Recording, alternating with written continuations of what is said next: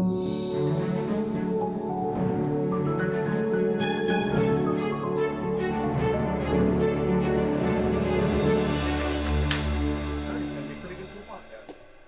good cast is worth repeating. That's an odd thing to put. Welcome Sean to the podcast. Oh, thank you very much. My name's Sean Brown. Hey. Hello, Sean Brown. Hey. Here, hold on. Here, I'll start it like this, okay? Here we go. We'll start. What was that? 3 claps. Oh, is that us? That's us. Oh, okay. Okay. Well, Sean, who's us? what do you think about?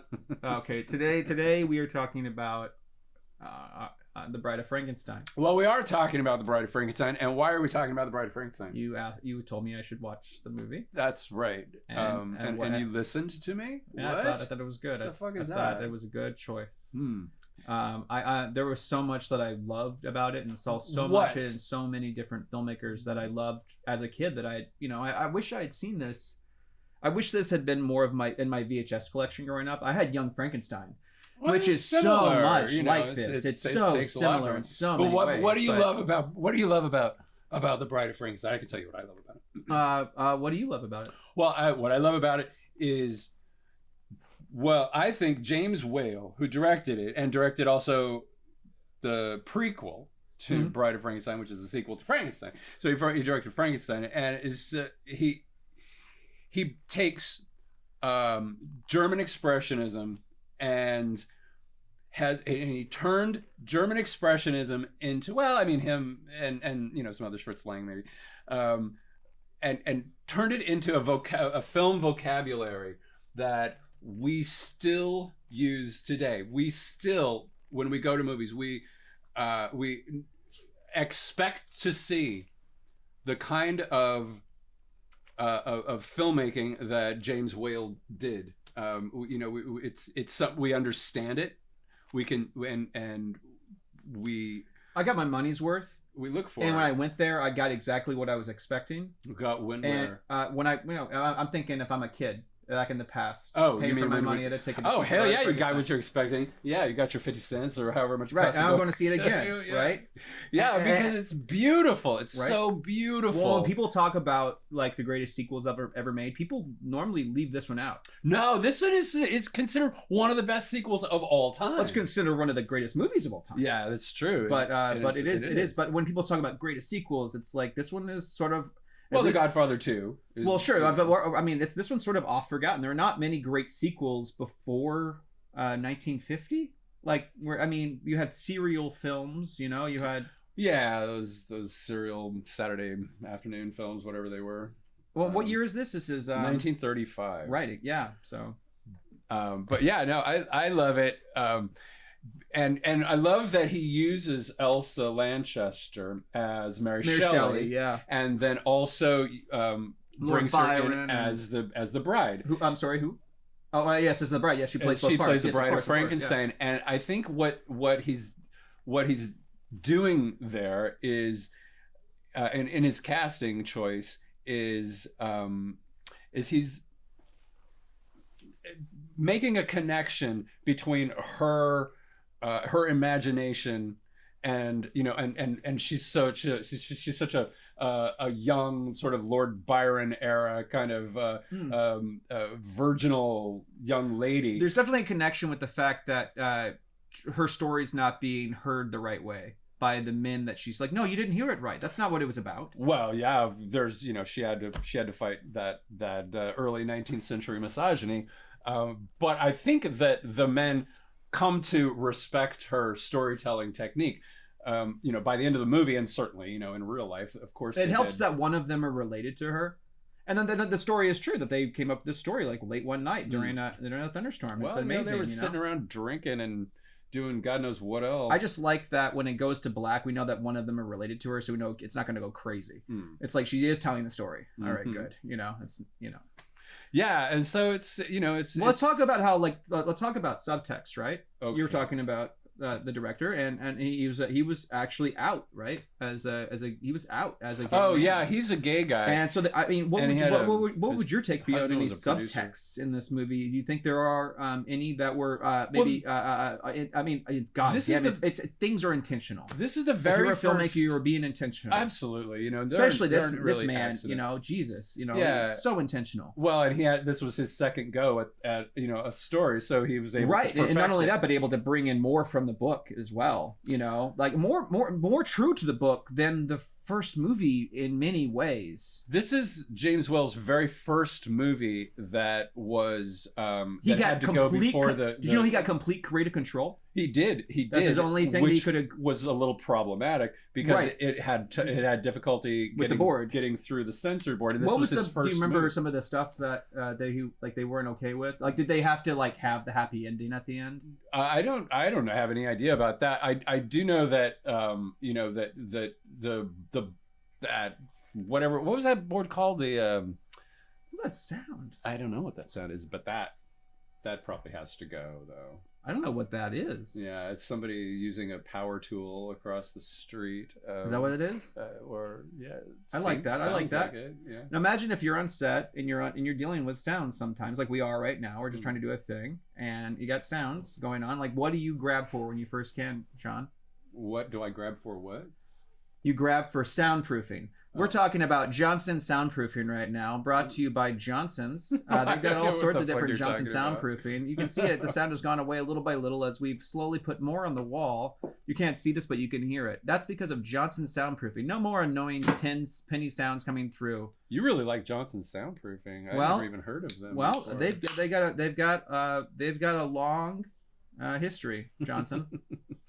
So anyways, this is his first movie that had to go up against the board, and the censorship board had been put into place because Hollywood had been a little bit free with their depictions, and they did not like gay.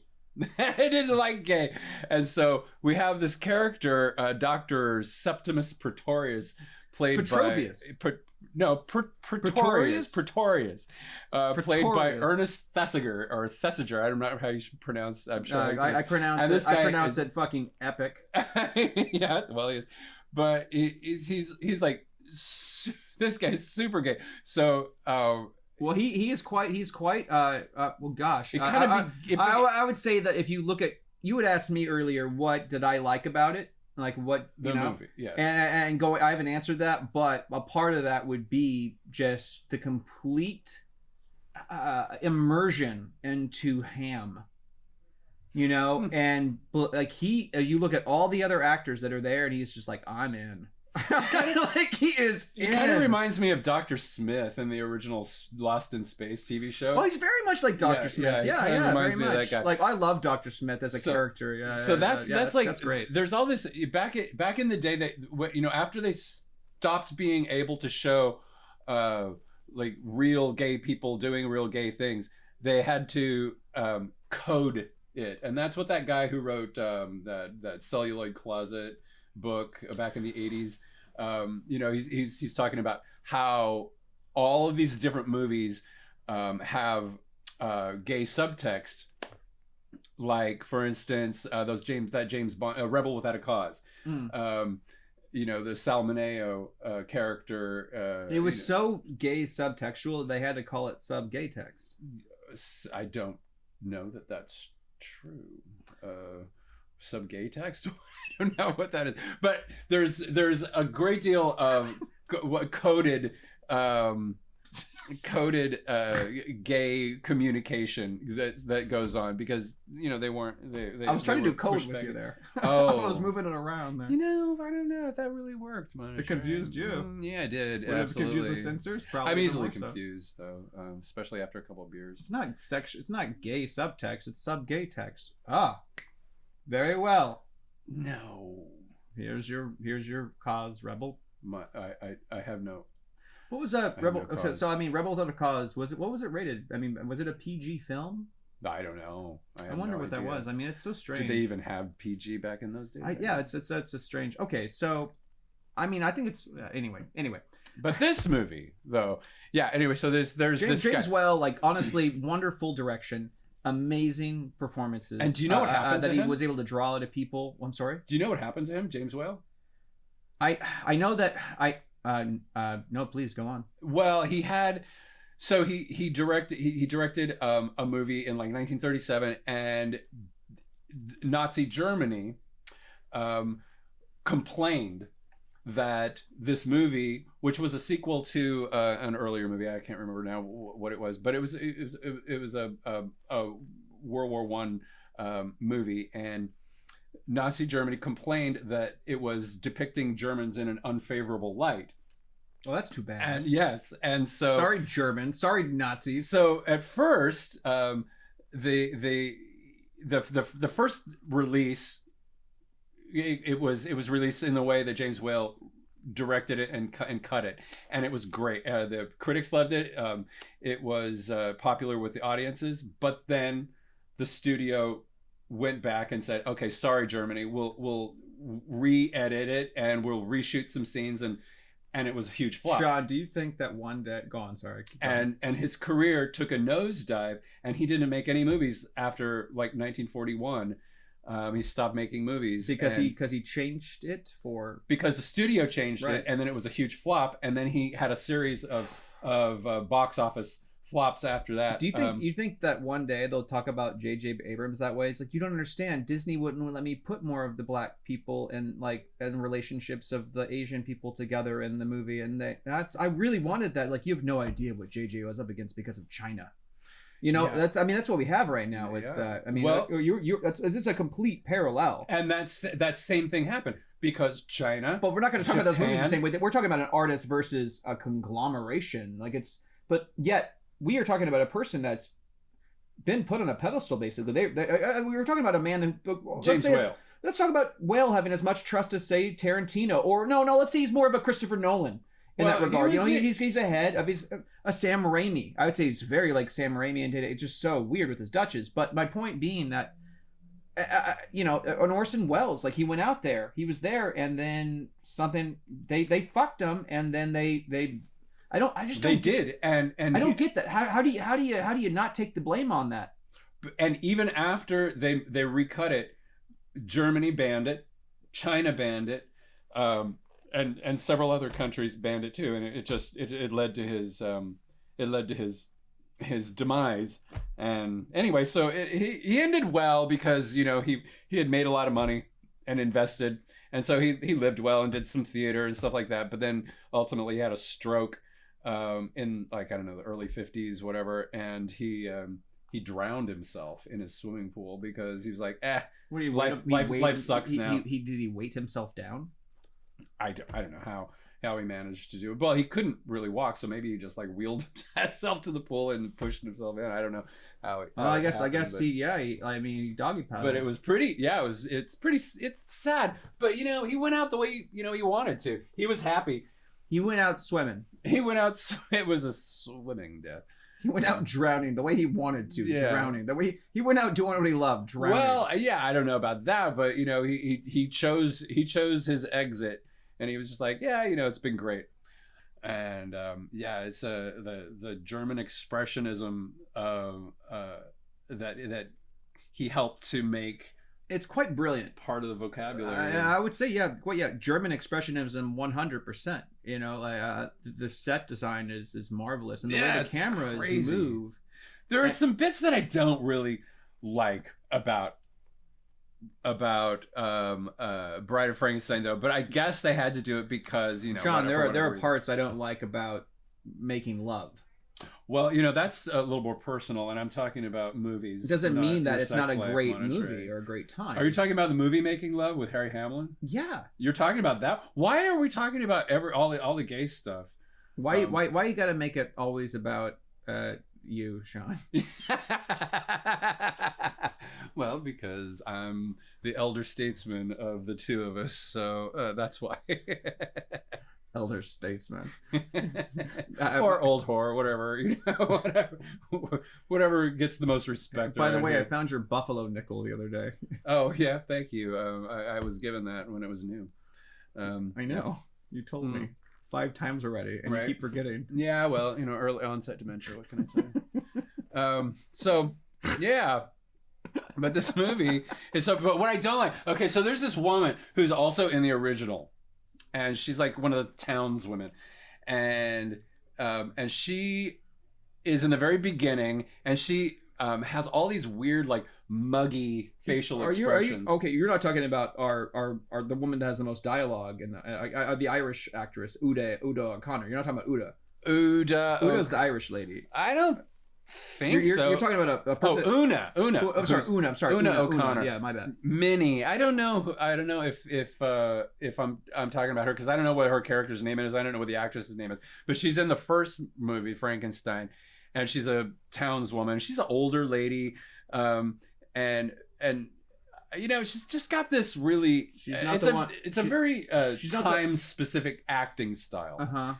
Very much so. I mean, yeah, it is. And that really doesn't read as well. You got to go 110% with the acting on this. It's kind of like the visual version of His Girl Friday.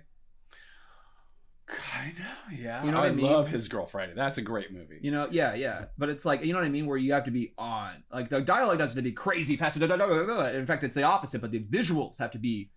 Well... And the performances have to be gigantic, but let's say it was 100 words, but no, I need those 100 words to be within this moment. Because, I mean, we're talking about... When you see Frankenstein, you go... From like young to old, you understand this creature because we all can reflect our eyes and that's our protagonist. Actually, I know he just killed a couple of old people, but fuck them. They were happy that he was burning. Well, that's not really what's going through our head. But look, I'm sorry. How did he kill the little girl in the first film? You mean? Yeah, Frankenstein kills that little girl because she's throwing flowers in the and he throws her right. And he.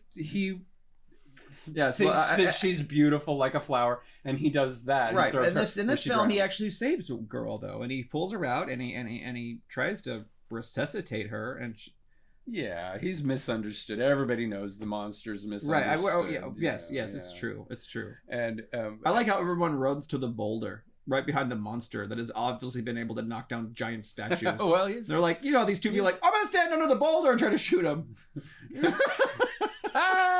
It's huge. It's amazing, but I'm just saying, like, I'm not standing there. So yeah. Anyway,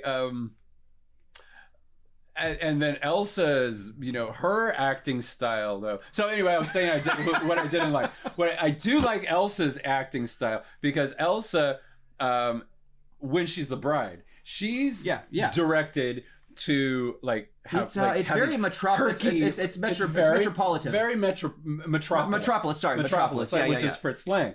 Metropolitan. I think that's a metropolitan. It might be a. Well, Metropolitan's a different movie entirely. Yeah. What's that? Metropolitan's a different movie entirely. Metropolitan is that amazing movie by what's his name? God damn it! No. Whit Stillman, right? Yes, Whit Stillman. It's one of a trilogy. But no, it's the best of the three. Yeah, he made another movie called Metropolis too, though, didn't he? So he's got he made Metropolitan. He made something about Barcelona. That's what I'm thinking. Barcelona. Yeah, Barcelona's great too. And then the other one, and I forget what the third one is. But Metropolitan's great. It's like the closest thing I've ever seen to a Salinger movie on screen. It is like a Salinger movie. Next to maybe if you really like The Glass Family, maybe Royal Tenenbaums.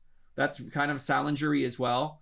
But Metropolitan really lives in it. I like the Royal Tenenbaums. There's another movie too, like Igby Goes Down. You ever see Igby Goes Down? I have, yeah. That one was kind of Salinger-y as well. Yeah, but it was pretty try hard though, huh? I think so. I mean, I haven't seen it in so long. Metropolitan though, it's more approachable about Igby Goes Down. There's another movie by what's his name who does all the body horror. David Cronenberg. He made another movie with. You don't like a favorite. You got to admit he is pretty good at it though. Well, he's got some good movies, but he's got some movies that just are so bad that would you say he's inspired though by movies like Bride of Frankenstein? Yeah, see a movie like The Fly. I don't really. Well, that is a good movie. The Fly is a great movie. And the original is amazing as well. You mean the one with Vincent Price?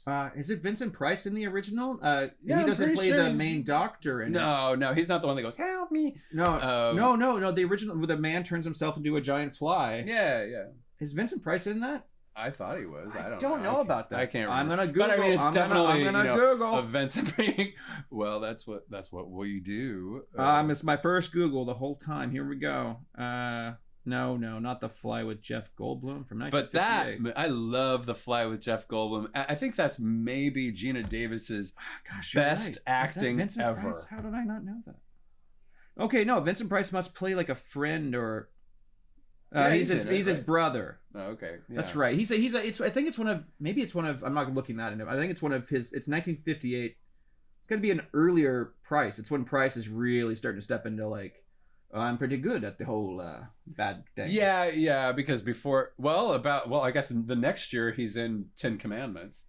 Oh no shit! Yeah. So but yeah, he definitely took the plunge into. Well, I would compare him to what's his name? Not Christopher Plummer, but what's his name? He not Christopher Plummer, but he played Count Dooku in the Star Wars movies. He ended up doing a rock album, like a hard rock album, before he died. Is Count Dookie? Yeah, it's this terrible name. I not that the movies are any good that he was in there. He was Dracula for a time as well. You're talking about Christopher Lee? Christopher Lee, yes. Yeah, Christopher Lee. Yeah, yes. Well, Christopher Lee's brilliant. Great. Yes. Great. Comparatively, though, if you were to compare Christopher Lee to, say, Vincent Price, I'd say they kind of went similar career moves where they. I think they're probably in a movie. Oh, guaranteed, surely, right? Together, like I don't think they're in that one. Vincent Price and. Or maybe it's Christopher Lee and Boris Karloff, where they play the warlocks or the sorcerers who fight one another with their. Do you remember this movie? As what is I Well, we better not talk about that since you haven't seen it. Well, no, I don't mind. I'm not going to be spoiled by a movie that came out that long ago. Yeah, no, it did come out a long time. Just because somebody's, I mean, for instance, I'd always put off the bridge on the River Kwai because I was able to forget whether or not the bridge got blown up at the end. It does. Yeah, and I was happily surprised after they worked so hard to build it. Actually, I love that. That's actually really great. It's amazing. That's a great thing. A storytelling device is working so hard to build that bridge, and then they have to destroy it. And that's just, and him trying to stop him from destroying it. Alec Guinness, yeah, Alec Guinness was the bad guy, but. Bride of Frankenstein. The visuals of Bride of Frankenstein made me so happy. My goodness, and also that it's like 80 minutes long. Just under actually. Is it? It's just under 80 minutes. So it's about a 5-minute epilogue, a 1-minute credit opening sequence, an extra 30 seconds of end credit sequence. So.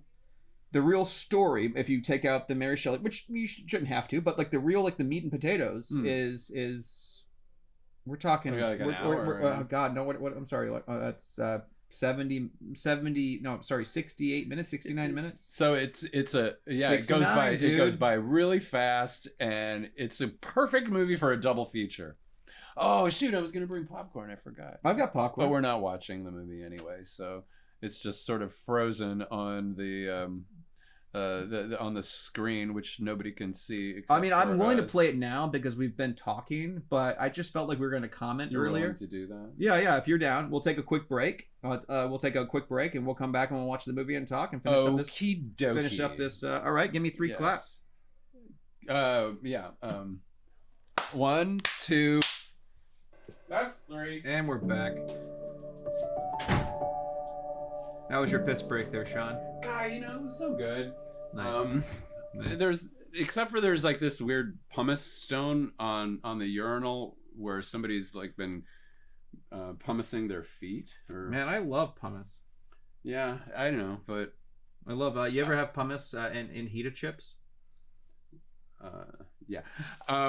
So what are they called? I think the pumice rocks are like floating rocks or something. I remember I grew up we used to go to the Salton Sea, and and you could swim in it when I was a kid, So and gross. there would be these little pumice rocks that were floating, and I would like to catch them or like collect them, and then my cousin was out there, and she's like, Sean, there's one right there, I'm gonna get it, and I went for it. I'm like 8 years old, and she's 4 years older than me. And I went, she was pretending like she was going to grab it, and I grabbed it first, and of course it fell apart in my hand. It was a turd. Oh man. Yeah. So, oh man. Which is, by the way, not a pumice rock. It's I I'm not a fucking moron, Sean.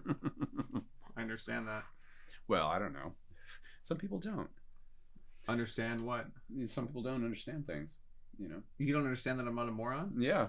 You've told me that many times. I always agree with you. I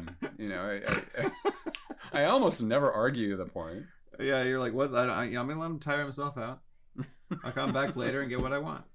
Earlier we were talking about 10 Commandments, and you were talking about the special effects of when they were crossing the Red Sea and stuff like that. But for me, it's that scene of their go on. I know which scene. Go to you're the reason why I watched this movie. So I think I go on. Sorry.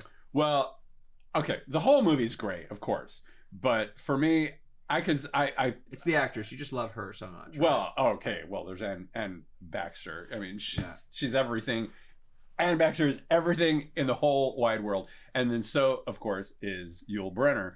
Yeah, and then Yul's pretty damn good. Yul is perfect. He's a pretty good pharaoh. He's so great. He's a pretty good pharaoh. And and there's that scene where Anne Baxter is playing that Jackals and Hounds or whatever, that game with SETI, and they're playing, and she's being as coquettish as she is, and then Yul Brynner comes in, and then he has that line. He says, "When you are my queen, I will come to you, and I will enjoy that very much.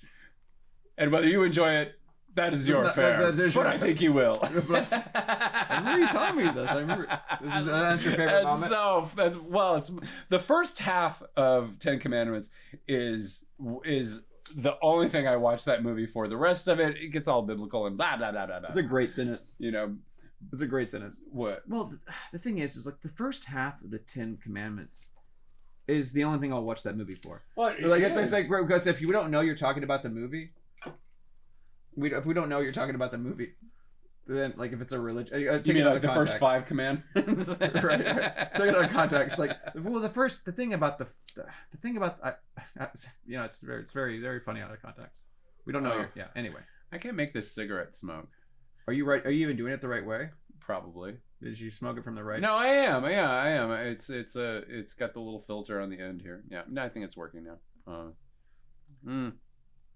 So have you kept up with any for like a quick little like let's do this or repose, a little step to the left for a moment. Politics, yes. What about? Have you kept up with news at all for the last Well, I was just talking about that Mike Tyson video. Is that really news? Well, it was pretty good news though. What was funny about it? See, I didn't really pay any attention when I first heard about him punching I wish I could meet passenger. Mike Tyson and become his best friend. I would do everything in my power to not piss him off. Well, this guy did that not. Guy was doing. This guy did like not do everything. Shit at he him, was man. he was so his friend is across the aisle filming him, going right? and he's going, oh, that's my bro. That's my bro. I'm like a little dipshit Davey. And his dipshit friend is like poking.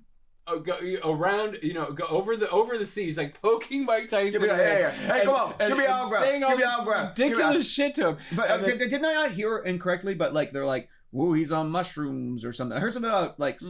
I heard something about mushrooms. Well, maybe I don't know. That would explain a lot, but. And then he's just sitting there all what's sad. Funny at the though end. is, yes. And he's contemplating his decisions. He looked like it was like it was like a sad drippy dog. But he like mugs to the camera. He mugs like, look what I'm doing, and then Mike Tyson just punches him, and then there's this shot of him like looking at the camera all sad. It's like a 3-part meme. It's like a 3-part. It's like a 3-part cartoon so panel. Damn funny. It goes from like. hey man, how about I take a video of you like messing with Tyson? He's like, yeah, I'm messing with Mike Tyson. I'm messing with Mike Tyson. And then Mike Tyson is fucking killing him. We don't have to even see him punch him. You just have to see the guy going. You don't have to even see the. It would actually be funnier if you didn't see him Mike Tyson punching him. You just like saw him poking him on the head, and then it cuts to him. Going, he's got his face all exactly. beat up. That's the way I say it. That's the way I look at news, Sean. That's how I get through my day. That's the thing. That's the thing is like I don't like to put my mind into things of like anger or however, because I mean like I heard a great quote maybe today or so. It goes I think like one of the most like contagious feelings with humans is anger. Oh, you mean like? I think this movie actually relates to it pretty well. Like in 28 Days Later. But anger, like people become like in a zombie film, like 28 Days, yeah. But like I mean, like people become get too angry. You know, if we're gonna watch one, there's so many. There's. What's your favorite zombie movie?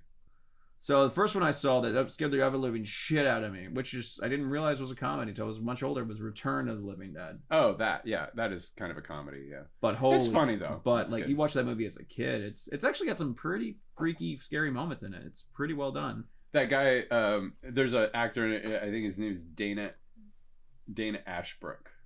I think he's in that movie. He's the guy who. And he was a nice guy. I like I knew his sister. Daphne better than I knew Dana, and Daphne was just a really really sweet person.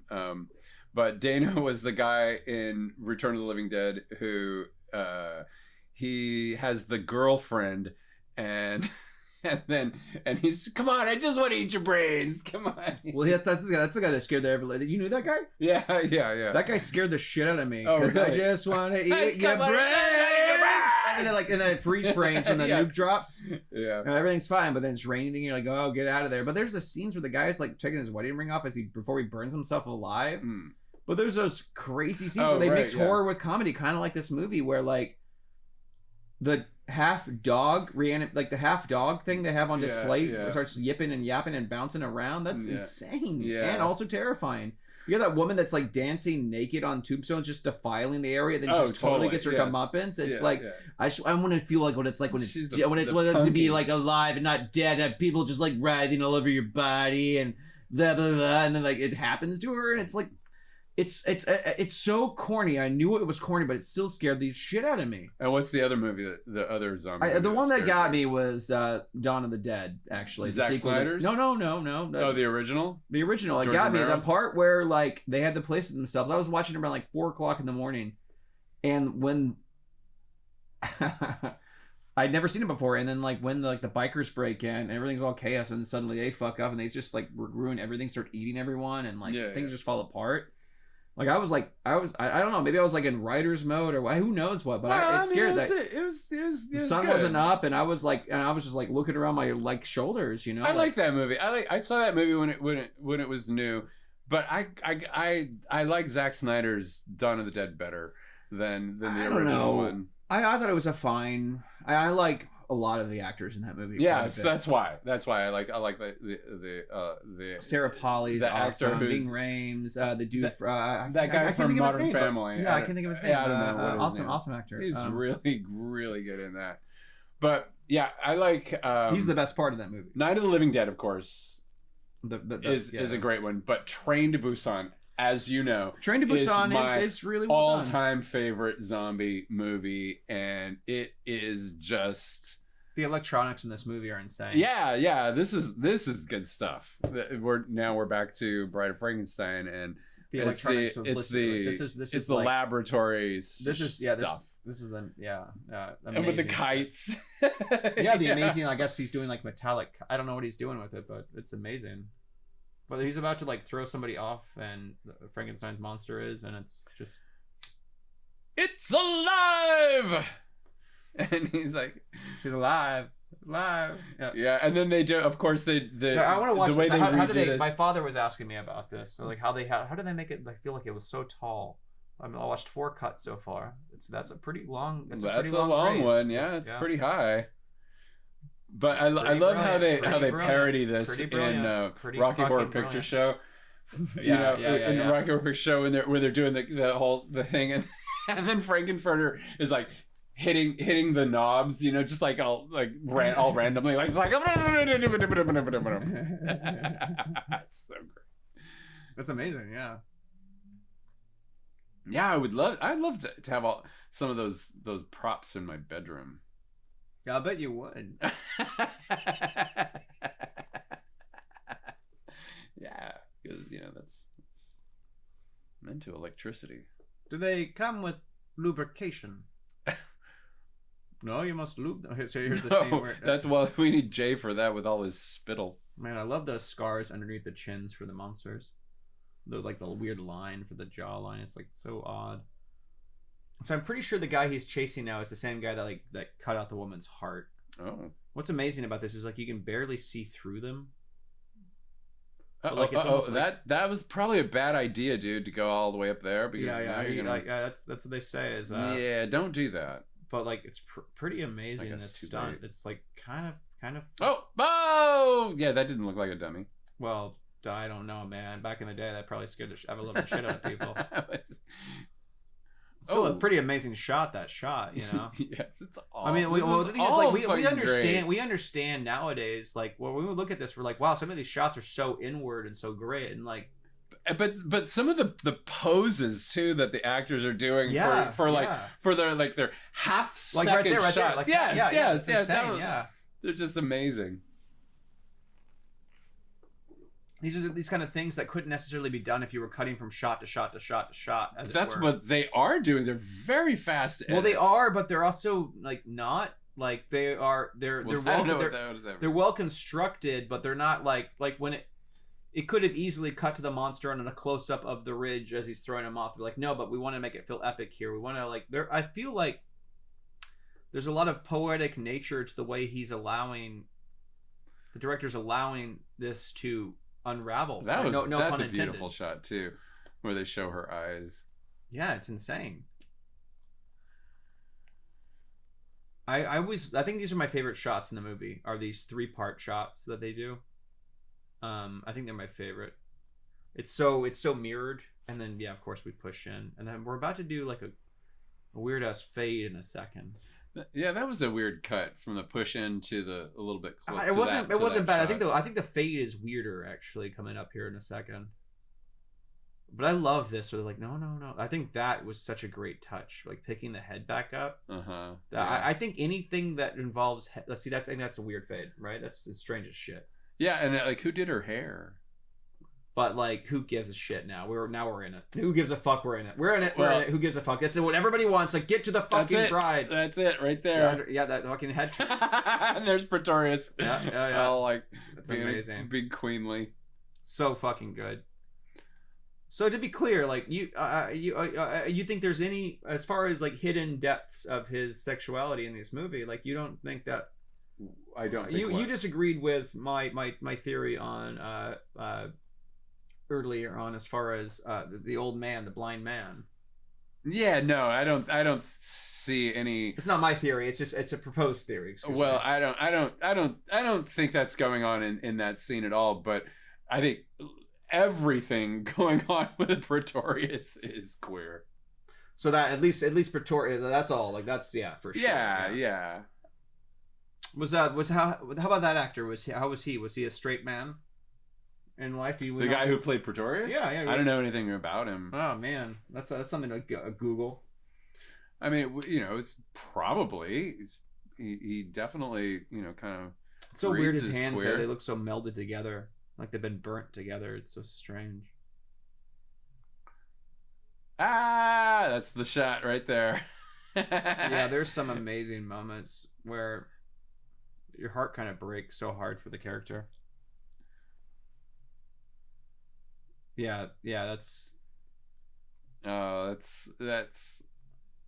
I think the only thing I don't like about Frankenstein's monsters' movements is in this movie is how fast he is sometimes. Yeah, he's both in thought and movement. I don't. That's the only thing. Like fast moving Frankenstein. Right. It's too. That's what I was saying earlier. I think in this movie he's a little bit more human. No, I hear you, and that's the only. Going with that, I agree with that, but I do like seeing his human side. I just wish maybe like here's the thing, they didn't have 15 more minutes. Well, I guess they did. You know, they only had this much time. And there's Elizabeth. Yeah. Let me in. She cuts pretty quick, like from being downstairs to upstairs. Like she was like outside, now she's upstairs, and then you go, you live, we must die. Like you too, Pretorius. Yeah. Because you are the gay. It's a little fucked up because he's like, if you won't fuck me, I'll kill us. Right. Like, yeah. Well, this fucking model. Only a model. Yeah. My favorite part about the movie was your recommendation to us watching it. Oh, okay. So what movie do you want to talk about next time? Well, I mean, if we're gonna put something into a list, so it's my turn. Yeah. I'm gonna pick one now. Okay, cool. I'd like to pick a movie that because it's not the greatest movie ever, but I think it deals with current topics, and that would deal with like the resurgence of Jamie Lee Curtis's career. And this movie should have like a better release because it's actually pretty good. I think our next movie should be True Lies. True Lies. Oh, I like that movie. That's fun. Okay, sounds good. True Lies it is. Well, thank you for having me over, Montetré. It's been a delight. And I will watch True Lies, and we'll talk about it next time. Hell yeah! All right, this is Montetré, and this is and I'm Sean, and this is see you guys later. 3 claps.